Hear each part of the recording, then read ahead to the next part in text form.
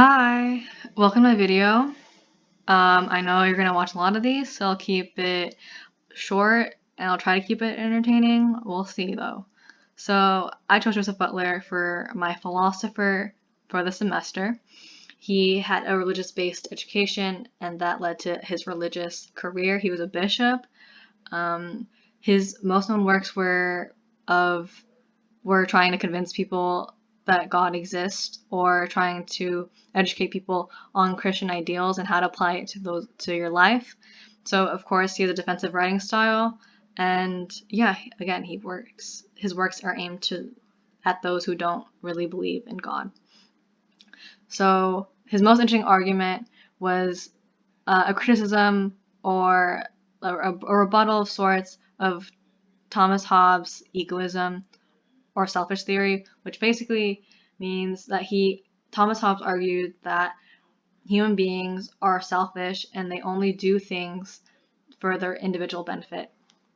So Joseph Butler argued against this, and that human beings are innately good, that we have systems within ourselves that prioritize goodness, and he also believed that self-love was not a bad thing, but it was necessary to be good people, and basically that following our instincts or following our systems within ourselves led to our own happiness, and our own happiness can only be found within ourselves.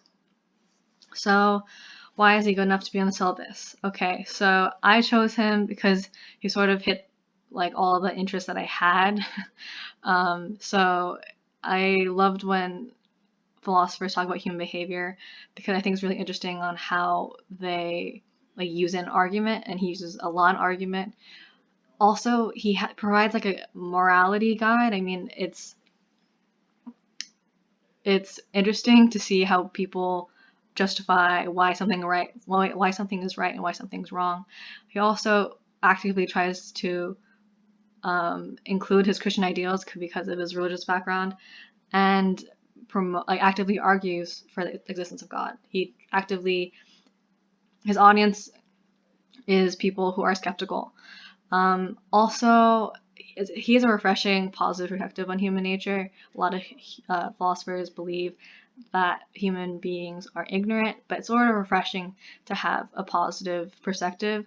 Also, it's a little easier to read because his sermons, it's a sermon, or most of it is a sermon, so his audience is not the most educated, or like they're not the most academic, and he uses many examples and analogies which sort of help guide his arguments. So yeah, that's why I like him, and that's why he should be in the syllabus. Thanks for listening.